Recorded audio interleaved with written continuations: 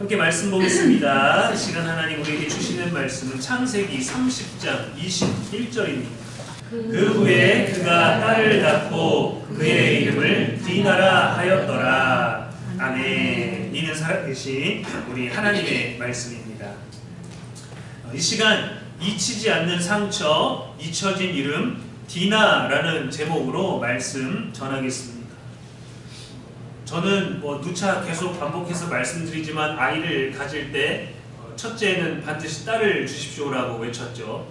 셋째까지 바랬었을 때 첫째, 둘째는 딸을 주시고 그런데 셋째는 아들을 주십시오라고 소원했는데 하나님은 더 좋은 것을 주셨습니다. 딸 같은 아들을 주셨고 아들 같은 아들을 주셨죠. 지금 생각해보면 딸이 있으면 딸 바보가 됐겠지만 저희 첫째가 슬슬 이제 사춘기를 맞이하는 건지 어떤 세상의 언어들을 배우는 건지 예전과는 좀 다른 방법으로 대해줘야 되겠다라는 아이의 성장이 좀 느껴지더라고요. 근데 비슷한 또래 딸을 가지고 있는 엄마 몇 분을 알고 있어요. 동네 미용실, 단골을 가는 그런 분들과 자유이야기를 가끔 나눌 때가 있는데 4학년 된 딸 하나가 있는데 너무 힘들다는 거예요. 아빠는 그냥 예뻐만 하지만 엄마는 그 감정적인 거를 많이 다루다 보니까 힘들다고 하더라고요. 그렇게 생각해 보니까 나에게 아들 둘을 주실 때도 이유가 있겠구나, 하나님의 계획이 있으셨겠구나 라는 것들을 고백해요. 근데 딸이 있었다면 자라면서 그 사랑스러운 글, 그 모든 딸과 아빠들이 나누는 유튜브나 글들이나 많은 육아일기에서 보게 되는 행복한 것들이 있었지만 딸을 가지지 않은 것에 대해서 가장 안심했던 이유 중에 하나는 뭐냐면 어떤 성적인 그런 보호였습니다. 여성으로서 지키지 못할 때, 스스로 지키지 못할 때 그런 부분 때문에 사실 염려를 많이 했었죠. 근데 오늘 말씀에 나온 디나라는 인물이 딱 우리가 딸을 두고 가질 수 있는 그 두려움, 가장 걱정되고 경험해서는 안 될 그 일들이 나타났죠. 오늘 다룰 인물인 디나는요, 야곱의 12아들 사이에서 유일하게 언급되는 딸입니다. 그녀는 마치 가계도에 기록되지도 않은 존재처럼 잠깐 등장하고 사라져요.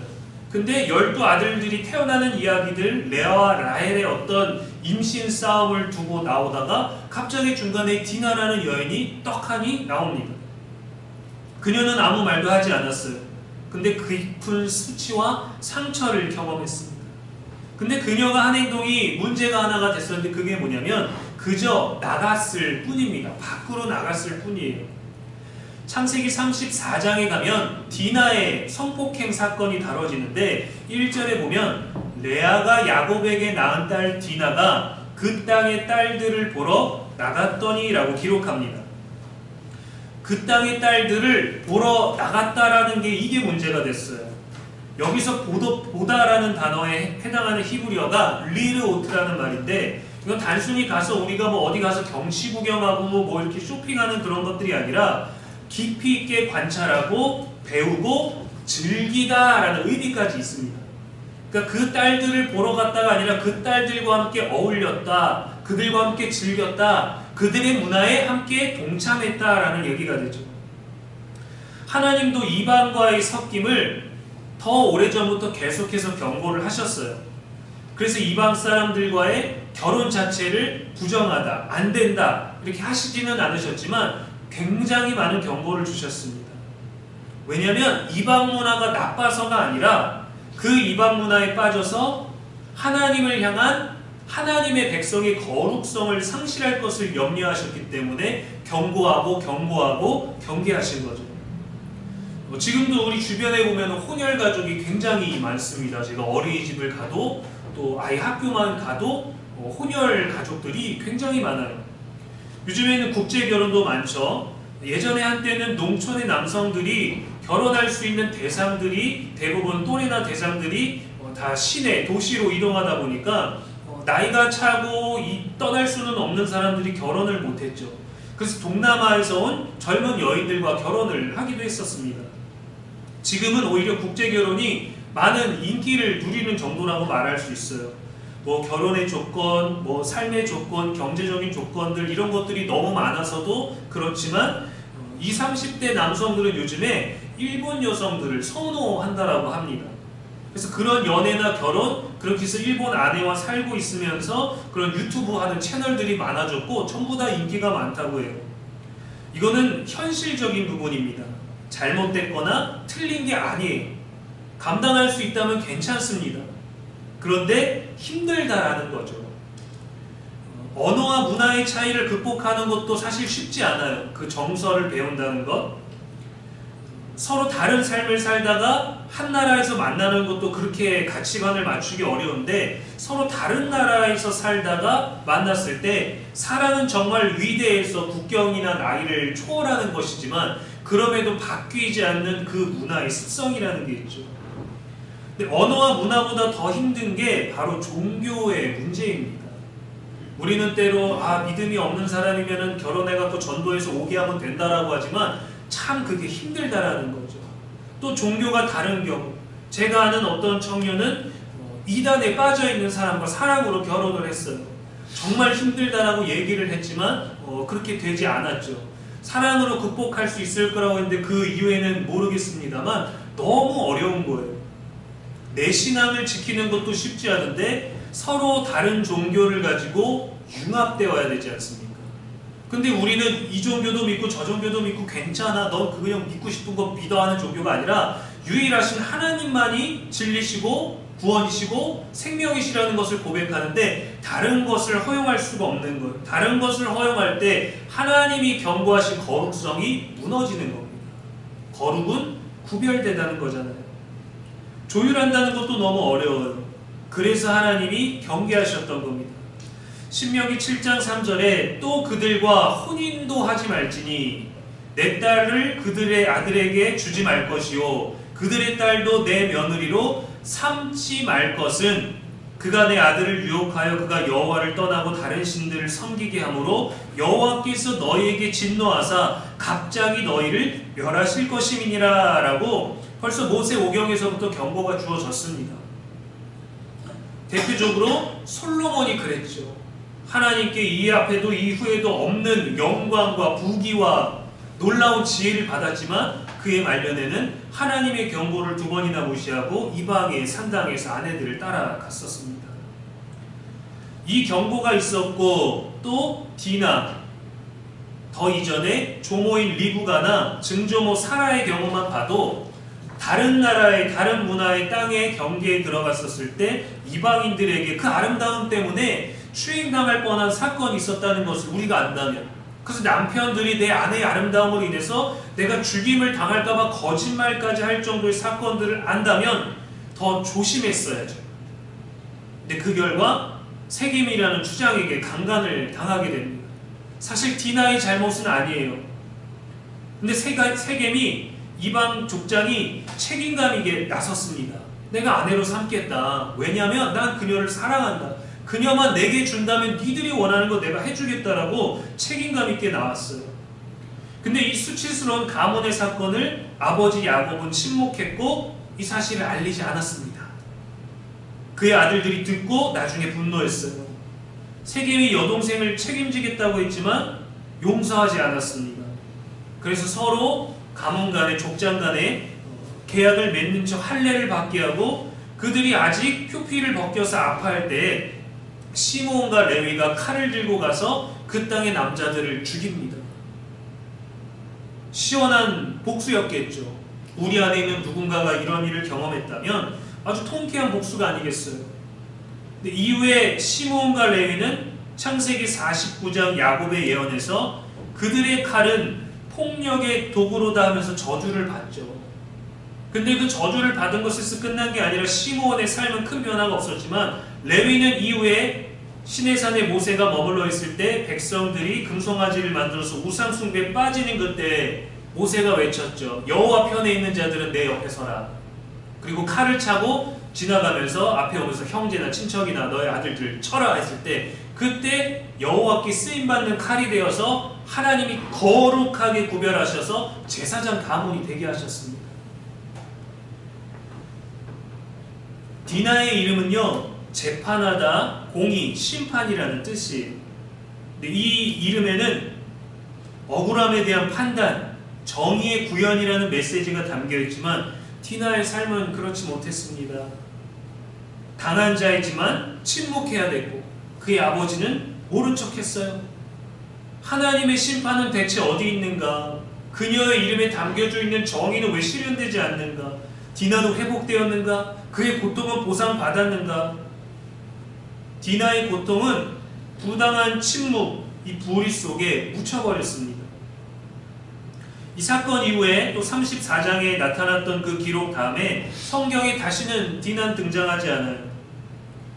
야곱 역시 시몬과 레위에게 너희가 내게 화를 끼쳤다, 우리가 멸망당할 수도 있었다 라고 후처리를 하지 않았어요. 디나는 사건의 중심에 있었지만 정작 그녀의 감정, 그녀의 목소리, 그녀의 아픔, 말 한마디 남겨지지 않았고 말없는 피해자, 침묵 속에 지워진 이름이 되어버렸습니다.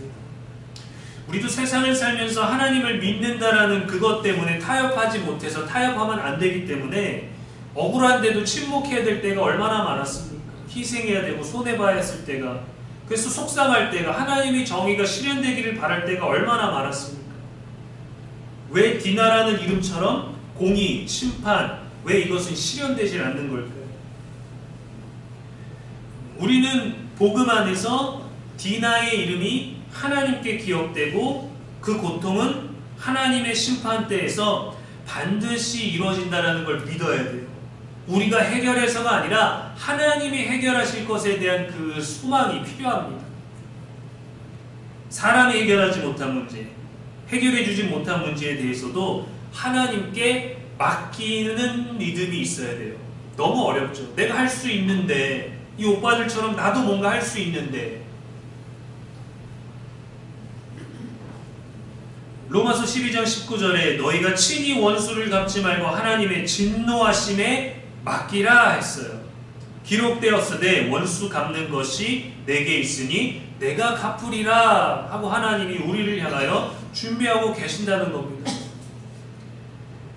디나는 세상에서는 또 가문에서는 잊혀졌지만 하나님 앞에서는 철저하게 기억되는 인물이었어요. 그래서 성경에 기록이 되어진 겁니다. 최근에 걸그룹 출신 연예인 집에 강도가 들었습니다. 그 강도가 흉기로 모녀를 공격했고 그 과정에서 강도도 부상을 입었어요. 모친의 목을 조르고 있어서 공격을 했는데 다행히 라고 말하면 안 되지만 다행스럽게도 정당방위로 인정을 받았습니다. 근데 이거는 연예인이었기에 가능한 일이라고 생각해요. 한 변호사가 소개팅 앱에서 여성을 만났어요. 연애를 하다가 어느 시점에서 여성이 남성에게 명품 시계를 선물해달라고 했습니다. 근데 남자가 거절했어요. 왜 그렇게 사치스러운 걸 내가 너한테 주느냐, 우리에겐 아직 이르다. 거절했더니 이 남자를 성추행범으로 몰아갔습니다. 근데 남자 직업이 뭐였어요? 변호사였잖아요. 그래서 이 변호사가 철저하게 준비를 해서 무고죄로 민사, 형사 재판으로 진행을 했고 징역 2년에 위자료 2천만 원의 판결이 나왔습니다. 근데 이건요, 이 남자가 변호사였기에 가능한 일이었어요. 요즘에 무고죄로 얼마나 많은 남성들이 피해를 보는지 모릅니다. 얼마나 이유 없는 폭행으로 여성들이 피해를 보는지 모릅니다. 피해인데 법은 그 피해자들을 보호하지 않고 침묵합니다. 나를 죽이려고 날 협박하니까 거절해서 또 반항하려고, 날 살고자 하려고 이 폭행하고 가해자, 범행자, 나쁜 사람을 공격했는데 그게 오히려 폭행죄로 내게 돌아와요. 난 살고자 한 건데. 지난달 14일에 30대 남자가 대리기사를 문 밖으로 밀쳐내고 1.5km를 운전하다가 사고를 냈습니다. 60대 대리기사가 사망했어요. 30대 운전자는 만취자였습니다. 대리기사가 운전할 때부터 폭행 욕설을 했죠. 그렇게 사람이 죽고 났는데 단 한마디 취해서 기억이 나지 않습니다 라고 말했어요. 또 다른 음주운전 사고에서도 무죄가 선고되었습니다. 피해자는 괴롭고 피해자 괴롭은 더 고통스럽고 가해자는 법의 보호를 받았어요. 이게 과연 정의입니까? 이렇게 납득되지 않는 정의와 판결이 얼마나 많은 요즘인지 몰라요. 대체 무슨 기준으로, 무슨 근거로, 무슨 이전의 자료들로 이런 판결을 내리는지 도무지 이해가 가질 않아요. 다른 삶의 이야기를 듣고도 답답한 우리인데 우리에게 이런 비슷한 일이 일어난다면 여러분 우리는 어떻게 해야 합니까? 그냥 하나님께 맡기라, 원수 갚는 것이 내게 있느니라, 하나님께 다 맡깁니다 라고 하면 우리가 어떻게 살 수 있겠어요?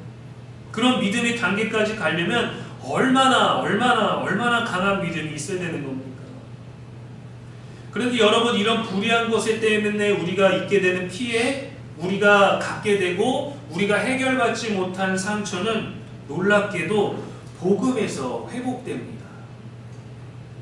예수님은 낮은 자, 가장 억울한 자, 가장 아프고 괴롭고 슬픈 자, 말조차 할 수 없는 이들의 소리를 들으시거든요.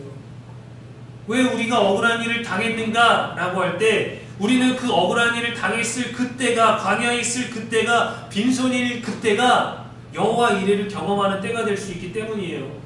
그래서 믿음의 순간들을 계속 열어놔야 됩니다.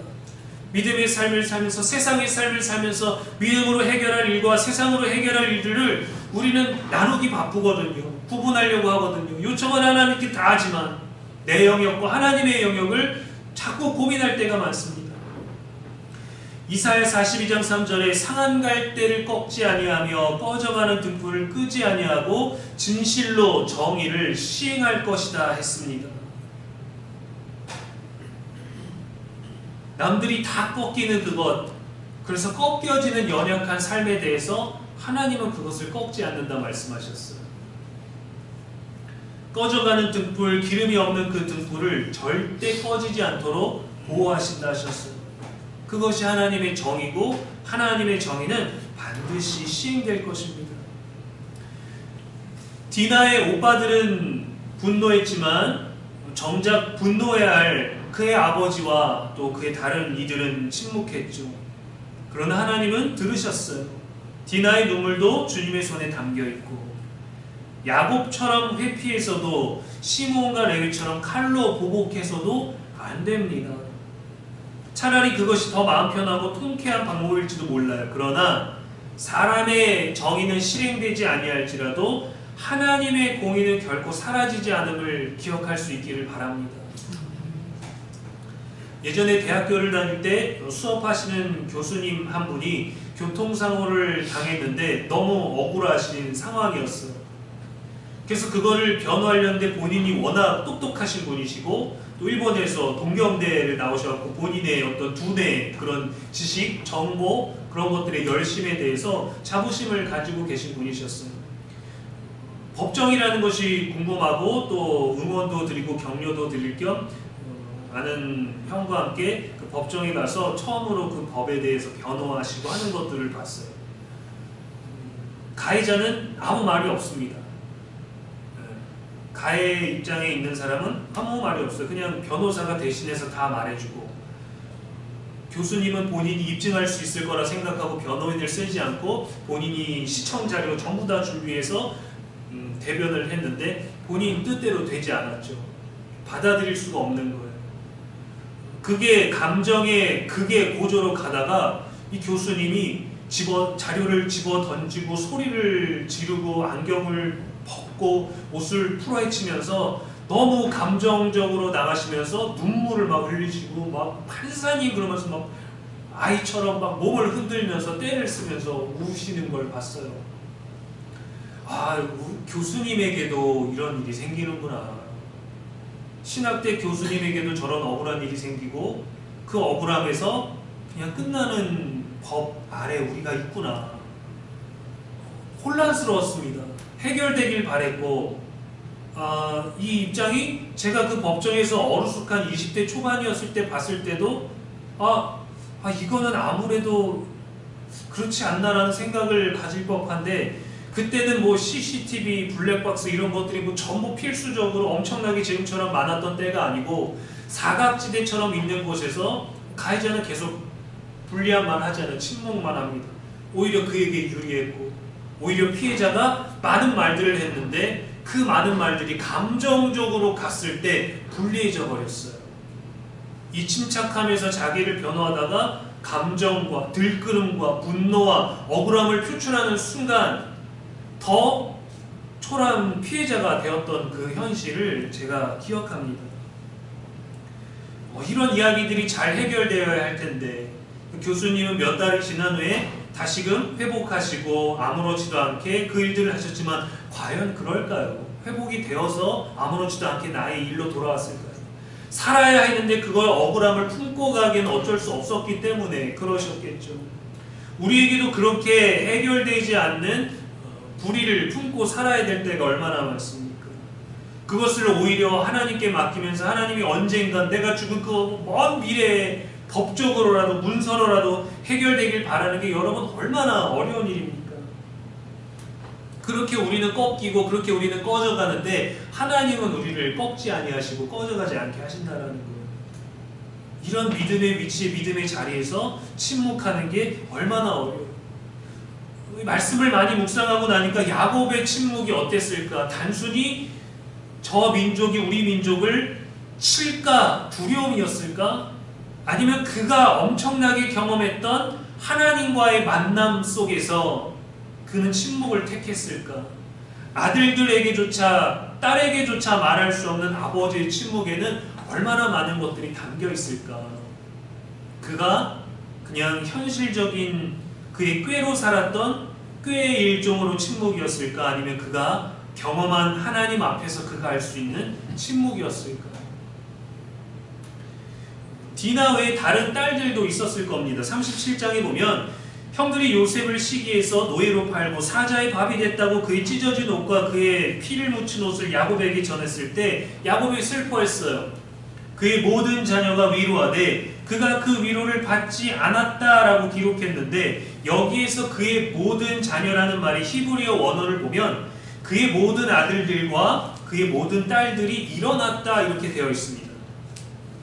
기록되지 않은 많은 아들들, 다른 딸들도 있었는데 왜 굳이 이 수치스러운 사건을, 행복한 사건, 하나님이 역사하신 사건이 아니라 침묵하신 하나님에 대한 이 디나의 사건만을 기록했을까요? 그것도 한 장을 할애해서 말입니다. 분노한 형제들, 침묵한 바보 같은 아버지가 등장하는데 왜 이걸 뒀을까요? 성경은 딸들과 아들들이 많아도 성경의 목적과 직접 연결되지 않으면 기록하지 않는 것이 일반적인 성경 기록의 방식이었습니다. 디나는 창세기 34장의 세김 사건을 통해서 야곱 가문의 가치관과 경계, 하나님의 거룩함을 드러내는 메시지가 되게 하셨어요. 신앙은 그저 믿음 있는 가정에서 태어났다는 그 혈통이 아니라 내 삶이 거룩한 정체성을 지킬 때 하나님의 백성으로서 사는 게 되는 겁니다. 내 부모가 잘 믿었다고 내가 구원받지 않아요. 내 부모가 뜨거웠다고 직분자라고 우리가 은혜 누리는 거 아닙니다. 내 삶은 하나님의 방향으로 내가 가야 되는 거예요. 내 거룩함을 지켜야지 나의 집안에, 우리 집안에 무언가 그 신앙의 혈통이나 신앙적 분위기 때문에 내가 죄를 지어도 용서받는 게 결코 아니라는 겁니다. 어느 정도 허용되는 것들이 더 많다는 게 아니라는 거예요.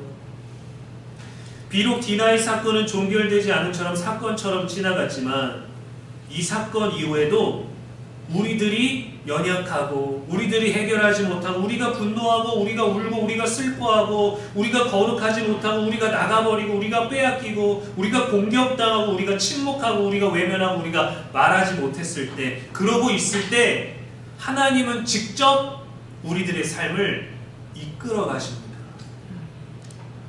그 전환점이 되는 거예요. 니들이 믿으면서 걸어갔던 그 방향에서 하나님은 자신이 직접 이끌어 가십니다. 그게 하나님이 상한 갈대를 꺾지 아니하시고 꺼져가는 득표를 끄지 아니하십니다. 창세기 35장에 보면 디나 사건 이후에 하나님은 야곱에게 베델로 올라가서 거주하며 제단을 쌓으라 하셨어요. 이방 신상들을 내 집안에 있는 모든 것들을 버리라 하셨어요. 그리고 깨끗하게 정결하게 모든 사람이 각자 자신을 구별하라 하셨습니다.